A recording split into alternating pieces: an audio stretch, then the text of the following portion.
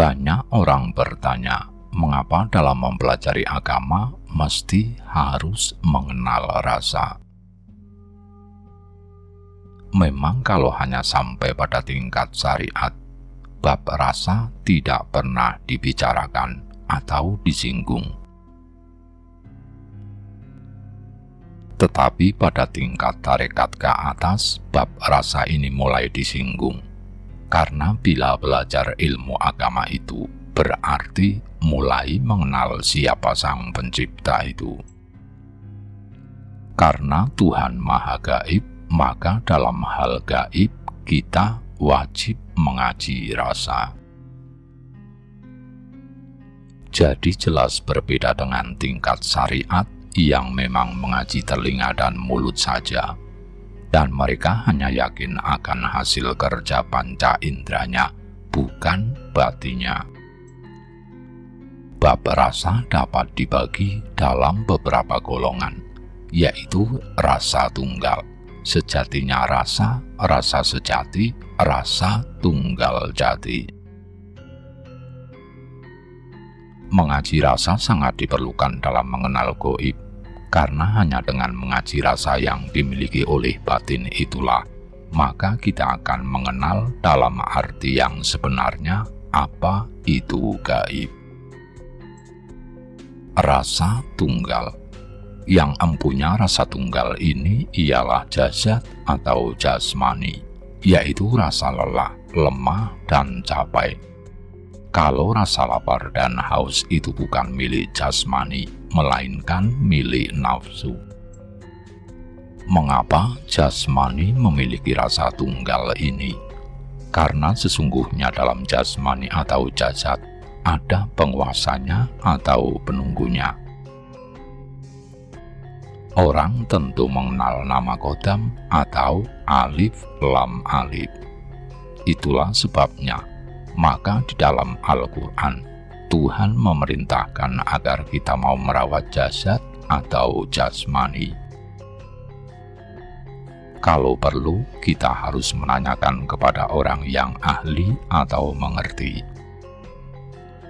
Selain merawatnya agar tidak terkena penyakit jasmani, kita pun harus merawatnya agar tidak menjadi korban karena ulah hawa nafsu, maka jasad kedinginan, kepanasan, ataupun masuk angin. Bila soal-soal ini kita perhatikan dengan sungguh-sungguh, niscaya jasad kita juga tahu terima kasih. Kalau dia kita perlukan dengan baik, maka kebaikan kita pun akan dibalas dengan kebaikan pula.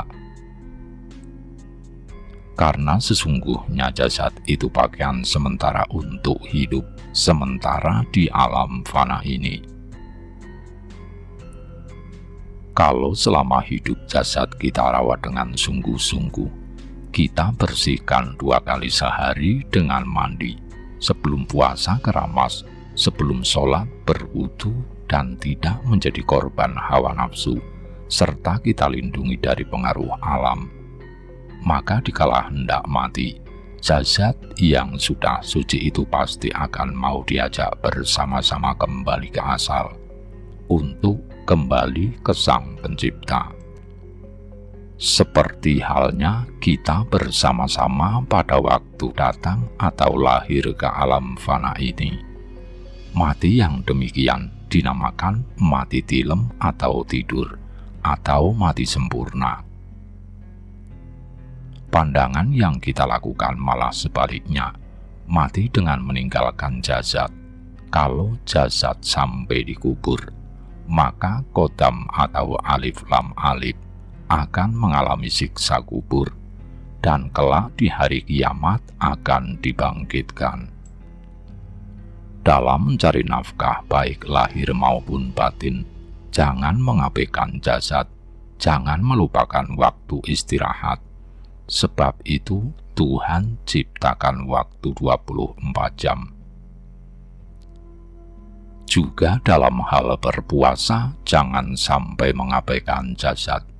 Sebab itu Tuhan tidak suka yang berlebih-lebihan, karena yang suka berlebih-lebihan itu adalah zat atau angan-angan, karena angan-angan mempunyai sifat selalu tidak merasa puas.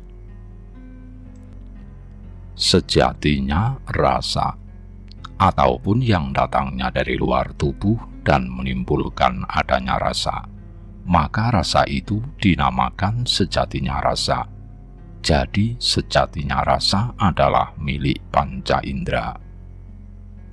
1. Mata. Senang karena mata melihat sesuatu yang indah, atau tidak senang bila mata melihat hal-hal yang tidak pada tempatnya. 2. Telinga. Senang karena mendengar suara yang merdu, atau tidak senang mendengar isu atau fitnahan orang. 3. Hidung. Senang mencium bebauan wangi atau harum, atau tidak senang mencium bebauan yang busuk. 4. Kulit. Senang kalau bersinggungan dengan orang yang disayang, atau tidak senang bersinggungan dengan orang yang berpenyakitan. 5. Lidah. Senang makan atau minum yang enak-enak, atau tidak senang memakan makanan yang busuk. Rasa sejati. Rasa sejati akan timbul bila terdapat rangsangan dari luar, dan dari tubuh kita akan mengeluarkan sesuatu. Pada waktu keluarnya sesuatu dari tubuh kita itu, maka timbul rasa sejati. Untuk jelasnya lagi, rasa sejati timbul pada waktu klimaks atau pada waktu melakukan hubungan seksual. Rasa tunggal jati. Rasa tunggal jati sering diperoleh oleh mereka yang sudah dapat melakukan meraga sukma atau keluar dari jasad dan sholat daim. Beda antara meraga sukma dan sholat daim ialah: 1. Kalau meraga sukma, jasad masih ada, batin keluar dan dapat pergi kemana saja. 2. Kalau sholat daim, jasad dan batin kembali ke wujud nur, dan lalu dapat pergi kemana saja yang dikehendaki. Juga dapat kembali atau bepergian ke alam lauhul mahfud. Bila kita meraga sukma maupun sholat daim, mula pertama dari ujung kaki akan terasa seperti ada aliran yang menuju ke atas atau kepala. Pada meraga sukma, bila aliran itu setibanya di dada, akan menimbulkan rasa ragu-ragu atau khawatir atau was-was. Bila kita ikhlas, maka kejadian selanjutnya kita dapat keluar dari jasad, dan yang keluar itu ternyata masih memiliki jasad. Memang sesungguhnya lah bahwa setiap manusia itu memiliki 3 buah wadah lagi, selain jasad atau jasmani yang tampak oleh mata lahir ini. Pada bagian lain bab ini akan kita kupas. Kalau sholat daim bertepatan dengan adanya aliran dari arah ujung kaki, maka dengan cepat bagian tubuh kita akan menghilang, dan kita akan berubah menjadi seberkas nur sebesar biji ketumbar dibelah 7 bagian. Bercahaya bagi sebutir berlian yang berkilauan. Nah, rasa keluar dari jasad atau rasa berubah menjadi setitik nur. Nur inilah yang disebut sebagai rasa tunggal jati. Selain itu, baik dalam meraga sukma maupun sholat daim, bila hendak bepergian kemana-mana, kita tinggal meniatkan saja, maka sudah sampai. Rasa ini juga dapat disebut rasa tunggal jati, sebab dalam bepergian itu kita sudah tidak merasakan haus, lapar, kehausan, kedinginan, dan lain sebagainya. Bagi mereka yang berkeinginan untuk dapat melakukan meraga sukma, dianjurkan untuk sering tirakat atau puasa. Jadikanlah puasa itu sebagai suatu kegemaran. Dan yang penting juga jangan dilupakan melakukan dzikir gabungan nafi isbat dan kolbu. Dalam sehari-hari sudah pada tahapan lillahi ta'ala. Hal ini berlaku bagi mereka yang menghendaki untuk dapat melakukan sholat daim. Kalau meraga sukma mempergunakan nur Tuhan, tapi bila sholat daim sudah mempergunakan nur ilahi.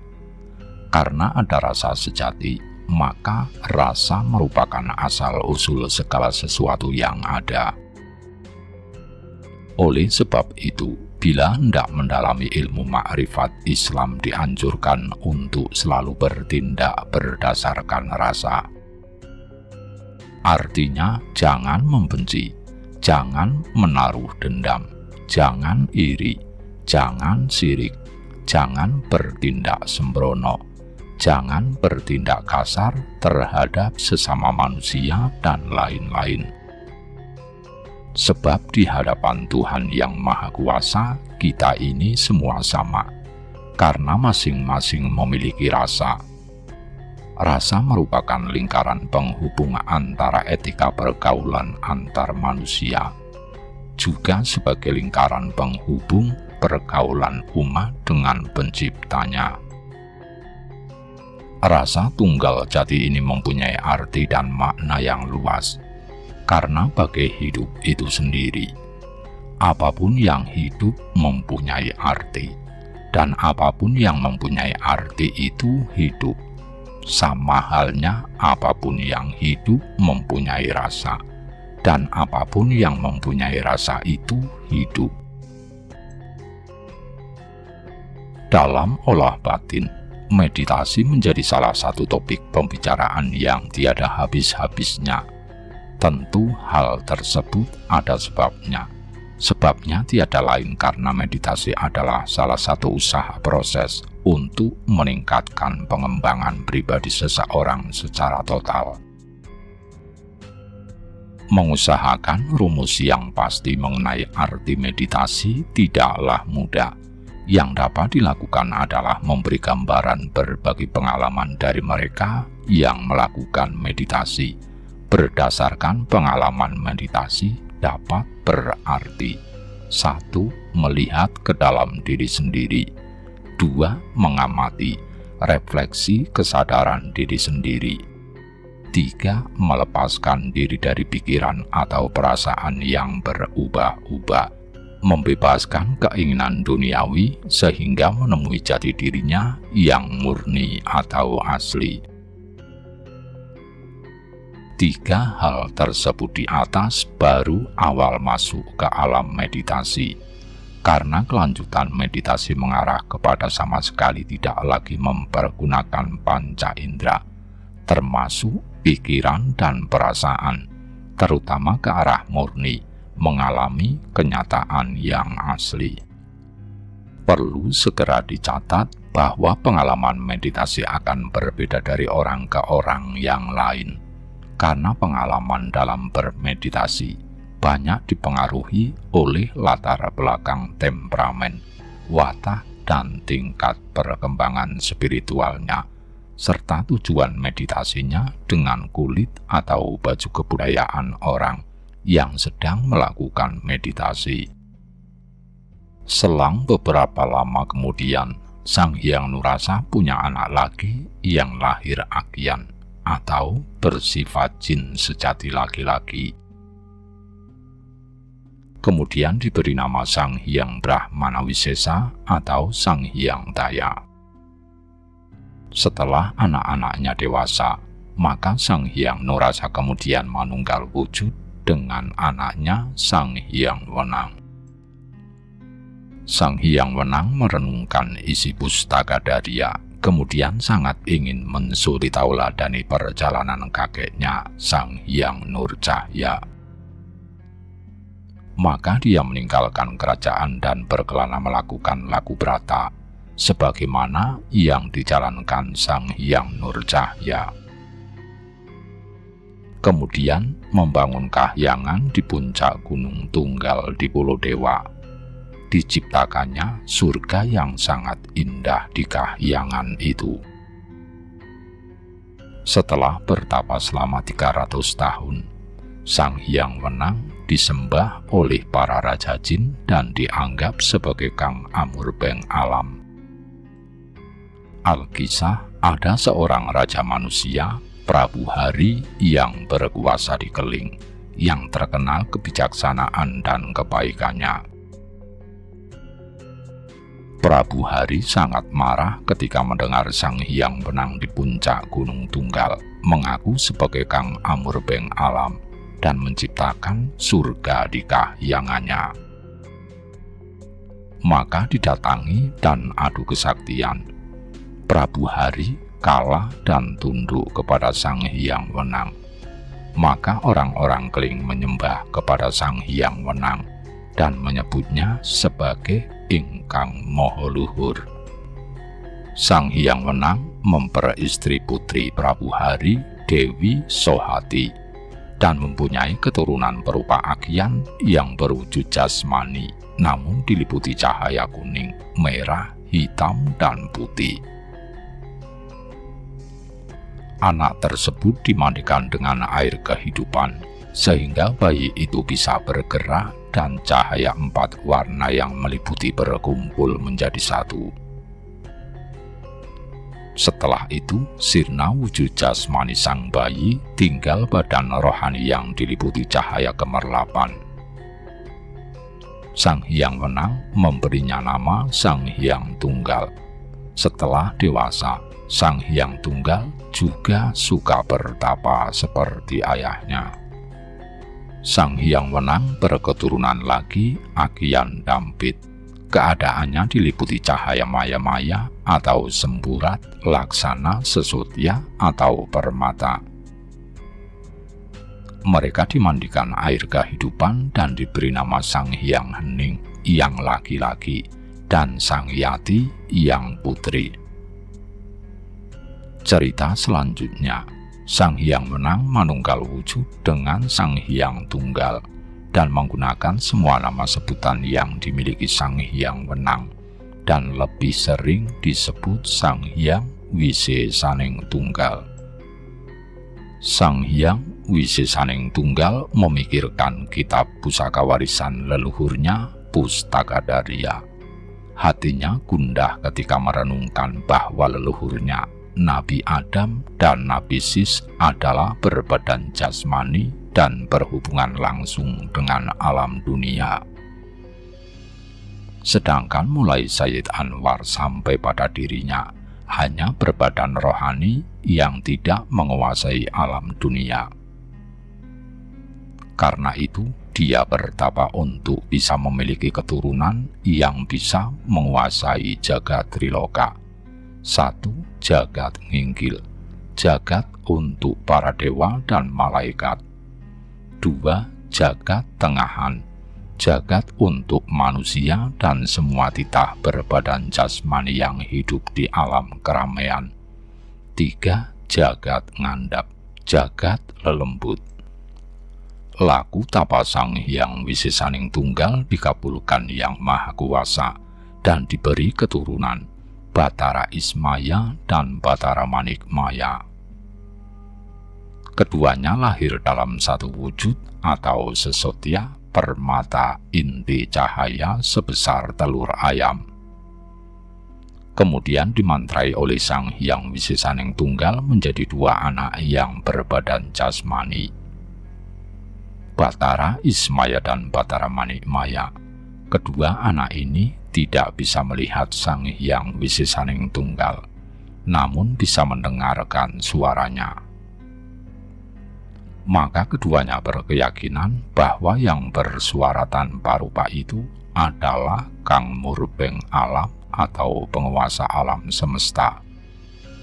Maka keduanya bersujud dan menyatakan sebagai hamba dan makhluk Kang Amurbeng Alam. Batara Ismaya dan Batara Manikmaya meyakini dan menjadi saksi akan hal itu dengan tanda mereka bersujud menghadap ke seluruh penjuru mata angin. Tetapi mereka bersilang pendapat mengenai arah bersujud tersebut. Batara Ismaya bersujud ke 10 arah dengan urutan sebagai berikut: Purwa, Timur, Nurwitri, Baradaya, Utara, Narasunya, Timur Laut, Prajima, Barat, Biabia, Tenggara, Raksira, Selatan, Kaneya, Barat Laut, Gegana, Atas, dan terakhir Bantala atau Bawah. Adapun Batara Manikmaya hanya menghadap 9 arah: Purwa, Nurwitri, Utara, Narasunya, Prajima, Biabia, Duksina, Kaneya, dan Kaneya artinya tengah atau tertuju ke arah dirinya sendiri. Silang pendapat tersebut kemudian dilerai oleh Sang Hyang Wisesaning Tunggal. Wahai anakku berdua, diamlah. Kalian berdua sama benarnya.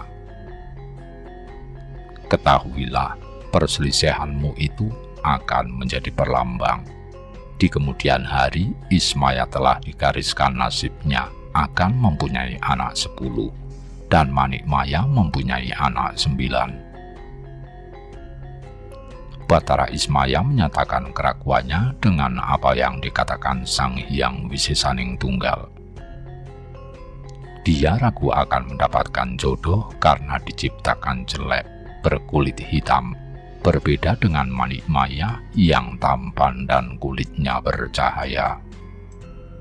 Sang Hyang Wisesaning Tunggal menjawab keraguan Batara Ismaya tersebut.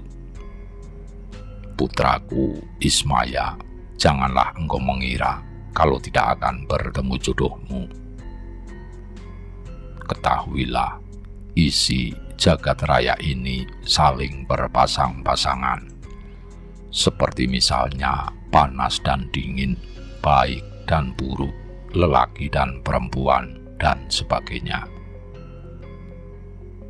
Kau jangan khawatir wajahmu jelek. Ketahuilah, karena sudah kehendak Kang Murbengpati, takkan bisa diubah-ubah. Adapun mengapa kulitmu hitam, itu sebagai pertanda bahwa sesungguhnya keadaanmu bakal langgeng abadi selamanya. Batara Ismaya bersujud mohon pengampunan karena merasa bersalah. Sang Hyang Wisesaning Tunggal mengeluarkan retno tumila dan diusapkan di atas ubun-ubun Batara Ismaya.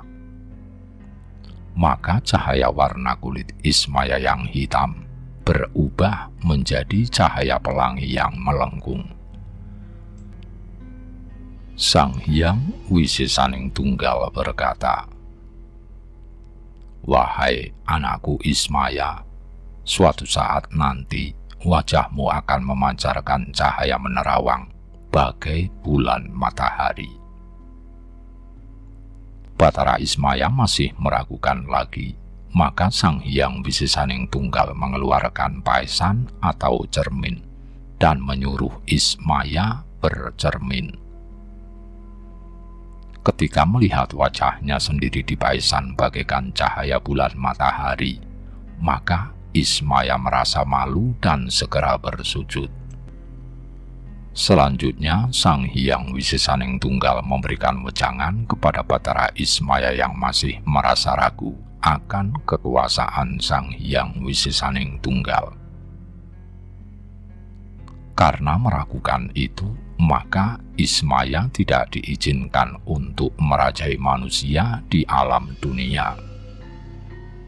Dia hanya diizinkan untuk menguasai jagat Sunyoruri atau jagat lelembut. Dan jika Ismaya menampakkan diri di alam dunia nyata, hanya diizinkan menjadi tuanggana atau pamomong yang mengasuh anak turunnya Manikmaya. Sang Hyang Wisesaning Tunggal memberikan gelar kepada Batara Ismaya, Batara Ismara, Batara Samara, Batara Semar, Sang Hyang Jagat Mungku, Sang Hyang Jati Wisesa, Sang Hyang Surya Kinta. Selanjutnya Sang Hyang Wisesaning Tunggal memberi istri kepada Batara Ismaya, yaitu Dewi Sanggani, putra Sang Hyang Hening. Kemudian memerintahkan Ismaya dan istrinya pergi memenuhi kewajibannya. Setelah Batara Ismaya dan istrinya pergi, Batara Manikmaya mempertanyakan ketidakadilan ketetapan dari Sang Hyang Wisesaning Tunggal terhadap dirinya. Duh, Pukulun yang murba menguasai jagat raya. Sesungguhnya engkau memang sangat berkuasa untuk menciptakan semua makhluk. Saya mengetahui bahwa adanya makhluk itu karena atas kekuasaan engkau. Tetapi apa sebabnya engkau menciptakan aku lebih tampan dengan wajah yang memancarkan cahaya, namun tidak memiliki ilmu kesempurnaan, kepandaian, dan keberanian? Padahal saya tahu engkau maha pemurah, sebagaimana telah engkau berikan kepada Kakang Ismaya. Sepertinya ini tidak adil. Sang Hyang Wisesaning Tunggal menjawab, "Hei anakku Manikmaya, janganlah kau mengira jika kau anakku akan aku biarkan dalam keadaan bodoh. Padahal engkau mengetahui kalau aku berkuasa menciptakan hal-hal yang tidak ada, serta dapat melenyapkan hal-hal yang sudah ada. Dan janganlah kau mengira kalau belas kasih kemurahanku yang telah kuberikan kepada kakakmu sifatnya tidak adil. Sebab sesungguhnya tidak ada yang dapat mengimbangi belas kasih dan kemurahan yang akan aku berikan kepadamu. Kakakmu hanya berkuasa untuk menjadi raja di alam Sunyoruri saja, sedangkan engkau aku izinkan untuk menguasai alam Triloka. Sebagai pertandanya, cobalah engkau memandang Paisan ini. Apa yang engkau lihat?" Batara Manikmaya memandang pada Paisan dan berkata, "Duh, Pikulun, seisi jagat ini terlihat semuanya. Sesungguhnya saya sangat setuju kalau belas kasih kemurahanmu yang akan engkau berikan kepadaku tidak ada bandingannya. Tetapi apakah yang menjadi sebabnya? Mengapa seluruh isi alam dunia ini terlihat semuanya, sementara saya tidak engkau izinkan untuk melihat keindahan wajahmu?" Sang Hyang Wisesaning Tunggal berkata, "Hei anakku Manikmaya, tadi engkau telah bersaksi kalau sesungguhnya keberadaanku adalah kehadiranmu pula. Dan sesungguhnya engkau ini sungguh-sungguh merupakan penjelmaan keadaan dan keberadaanku. Kalau engkau mengetahui wujudmu dalam Paisan ini, juga akan mengetahui wujudku." Batara Manikmaya bersujud dan bertanya lagi, "Duh, Pikulun, kalau dalam engkau menciptakan aku ini memang sangat sempurna, tidak ada lagi makhluk yang dapat menyamainya. Jadi memang benar-benar belas kasih kemurahanmu kepadaku, sungguh-sungguh tidak ada bandingannya, sehingga tidak ada sedikit pun cacat dalam diriku." Sang Hyang Wisesaning Tunggal berkata, "Hei anakku Manikmaya, janganlah kau mengira kalau kau tidak cacat sedikit pun. Engkau ini sesungguhnya mendapat siku, bala, azab oleh Kang Murbeng Pesti. Ketahuilah, kelak engkau akan mendapatkan cacat 4 perkara. Pertama, kaki kirimu akan layu dan lumpuh. Kedua, lehermu bagian atas akan memiliki ciri berwarna putih. Ketiga, engkau akan mempunyai taring seperti raksasa. Adapun yang keempat, tanganmu akan tumbuh menjadi 4. Batara Manikmaya menjadi gundah, sedih, kemudian bersujud berkali-kali memohon ampunan. Hei, anakku Manikmaya, janganlah engkau bersedih hati karena engkau akan mengalami cacat. Ketahuilah, semua itu menjadi pertanda bahwa sesungguhnya keberadaanmu itu memang makhluk, tetapi menjadi penitipan Wisesaning Sun. Kalau engkau tidak mau cacat, maka engkau tidak akan merasa bahwa engkau makhluk. Sebab yang namanya makhluk itu harus menjalani 4 perkara, yaitu lupa, marah, apes, dan rusak. Anakku Manikmaya, terimalah apa yang menjadi kehendak takdir Kang Murubeng Pesti yang tidak dapat diubah lagi.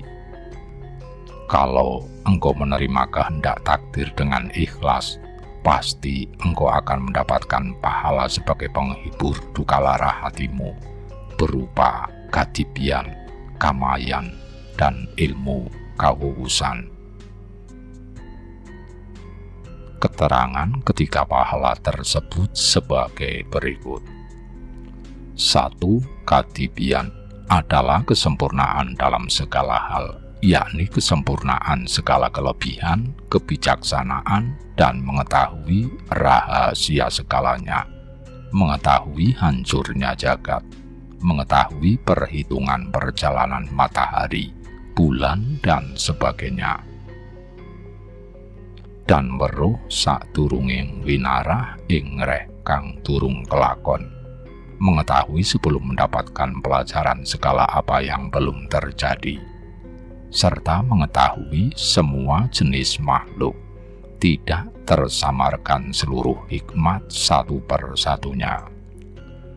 2. Kamayan adalah puncak seluruh kesaktian dan kegaiban, kawigdagdan dan kedigdayaan, kanugrahan dan jaya kawijayan, keteguhan dan ketimbulan, kebal segala wisa, tidak terbakar api, tidak basah oleh air, serta dapat mencolo putra mencolo putri. Kuwasa manjing ajur ajer, yang artinya bisa merasuk ke dalam semua benda dan makhluk, bisa ambles ke bumi, terbang ke angkasa, menghilang dan menampakkan diri, memantau segala gerak-geri alam, dapat melihat yang serba gaib, mendekatkan yang jauh dan menjauhkan yang dekat, tidak mempan segala ilmu sihir dan ilmu gaib, tidak mempan ilmu sirep, pengasihan dan tata aturan asmaragama, mampu membalik sifat-sifat segalanya, mengubah segala keadaan, memindah segala tempat, menciptakan yang tak ada dan menghilangkan segala yang sudah ada. Ilmu kawusan, yaitu ilmu kasampurnan, ilmu pamoring kawula Gusti, hidup langgeng dan tidak terkena kematian, dapat menguasai ilmu moksa dan panitisan, serta menguasai jalannya jagat raya dan waktu. Silsilah turun-menurunnya Sang Hyang Nurcahya atau Sayyid Anwar sampai kepada Batara Manikmaya atau Batara Guru sesungguhnya menyiratkan tahapan beremanasinya dat ilahi atau dat sejatining urip. Oleh karena itu, sebutan dan gelar dari setiap turunan menunjukkan ragam gelar atau sebutan atau realitas tertinggi atau sesembahan yang dikenal dalam hasanah Jawa. Dengan demikian, maka sangat terburu-buru bila mana menganggap karya para pujangga tersebut hayalan atau tahayul. Setidaknya tidak mudah seseorang mampu mengumpulkan berbagai sebutan sesembahan yang sedemikian banyak itu. Ibaratnya mirip Asmaul Husna untuk zat sejatining urip. Yang perlu dijadikan landasan berpikir untuk memahami karya pujangga tersebut adalah mengerti terlebih dahulu konsep sesembahan Jawa. Mitologi atau teologi Jawa mengonsepkan sesembahannya adalah dat sejatining urip, sebagai tajali atau emanasi dari Tuhan Yang Maha Esa. Konsep sesembahan Jawa tersebut memang berbeda dengan konsep sesembahan menurut agama-agama yang lahir di Timur Tengah. Juga berbeda penyikapan umat manusianya terhadap perbedaan tersebut. Manusia Jawa tidak akan buru-buru memberikan vonis kafir kepada umat manusia lain yang berbeda konsep sesembahannya. Sebaliknya justru berusaha melakukan perangkuman dengan tujuan menjaga kerukunan antar umat manusia yang muaranya keharmonisan semesta. Memayu hayuning bawono merupakan kewajiban mutlak umat manusia yang bertuhan menurut konsep Jawa.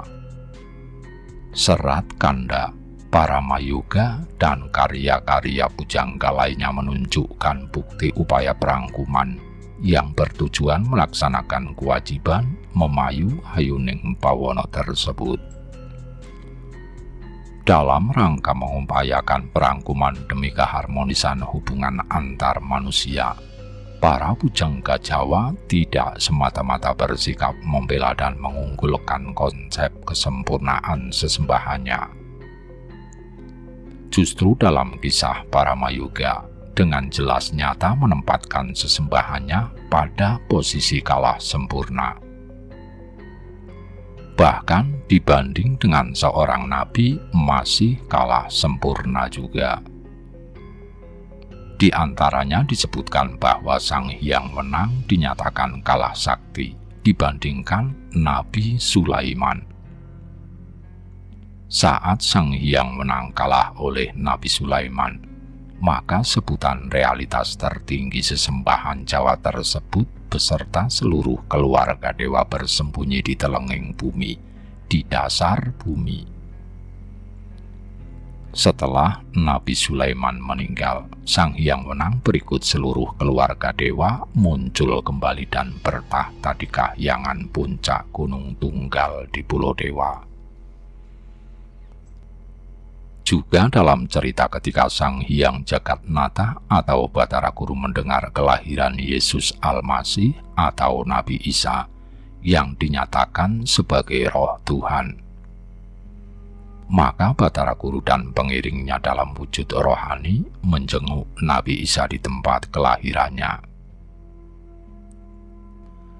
Batara Guru mengomentari atau ngerasani kurang sempurnanya Nabi Isa sebagai roh Tuhan.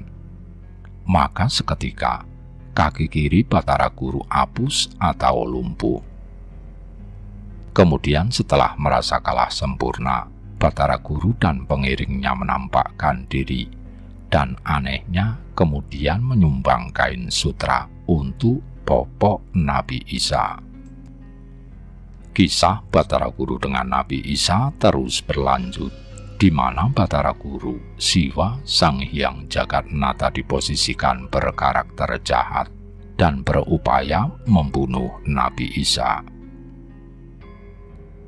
Kemudian Nabi Isa atas perkenan Tuhan Yang Maha Kuasa mencipta burung merpati yang kotorannya berupa racun, yang bisa membinasakan seluruh dewa-dewa bala tentara Batara Guru. Semua kerabat dewa yang mati kemudian dihidupkan kembali dengan diberi tirtaka mandalu atau air kehidupan. Cerita yang demikian sudah pasti dengan gampang dianggap hayalan semata. Kebanyakan orang sering tidak memahami kalau cerita dan dongeng para pujangga Jawa selalu memuat ajaran kawruh ngelmu yang mendalam. Kadang pula bisa ditafsirkan sebagai ramalan kejadian yang akan datang dengan disamarkan pada simbol-simbol.